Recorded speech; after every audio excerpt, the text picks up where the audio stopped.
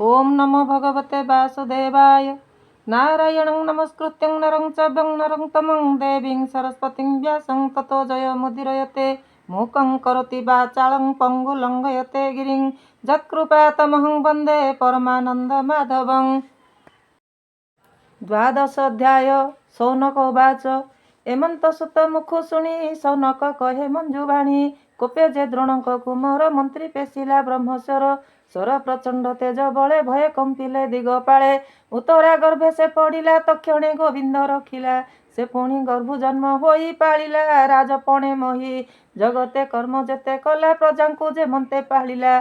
केवण हेतु नृपराण काहीं छाड़िला निज प्राण। अल्प बयसे से नृपति अंते लभिला केउं गति। तार सकल कर्म दीक्षा आम्भे श्रवणे करू इच्छा। आम्हंकु जेते दया बह संशय जाऊ मुनि कह। आनंदे व्यासंकर सुत ताहांकु देले ज्ञान तत्व।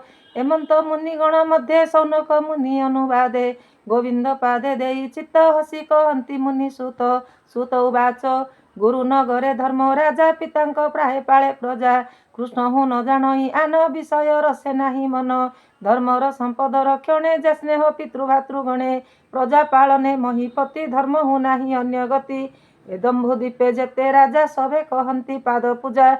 जार महिमा तिनि लोके घोषंती एक कुआरके। गोविंद जार हृदय बसे से कि विषय रसे रसे। एबे हो शुण विप्रजने परीक्षित जन्म जेसने। मातार गर्भे जेबे थिला नयन मार्गे से देखिला। जेसने तेजे दिन कर गर्भे पड़िला ब्रह्मस्वर। उतरा डाके त्राही त्राही तक्षणे प्रभु भावग्राही। अंगुष्ठी जबेक शरीर सुदर्शन जे धरी कर। किरीट कुंडल विराजे प्रभार रवि तेज गंजे। अपूर्व रूप घन श्याम जड़ित हेम कोटि दाम। आजानु लंबे भुज चारी गदा भुज शंख चक्रधारी।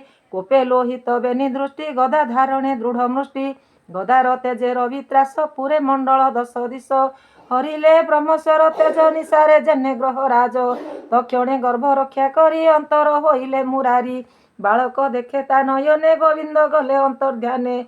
तक्षणे सर्व शुभ काले अमर गुरु लग्न बेले। बालक होइला बाहार रूपे पांडव वंशधर। अति सुंदर विराजिला पुणी की पंडु प्रकाशिला। देखी संतोष धर्म सुत संगते घेनी पुरोहित। आनंदे मिली महाजन्य स्तुति जे मंगल वचने। शुभई शंखनाद भेरी शुभे जातक कर्म करी। सुवर्ण मही धेनु तुले अनेक ग्राम दान देले। सुतमा गध आदि लोके आसी मिलिले अनेके। धर्मनंदन सुख चिते दक्षिणा देले पुरोहिते। संतोषे बसी विप्रजने विचार करी विचारी जातक लक्षणे।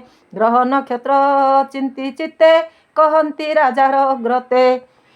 इति श्रीमद्भागवते महापुराणे पारमहंस्यां संहितायां वयासिक्यां प्रथम स्कंदे परीक्षित जन्मे नाम द्वादशोऽध्याय।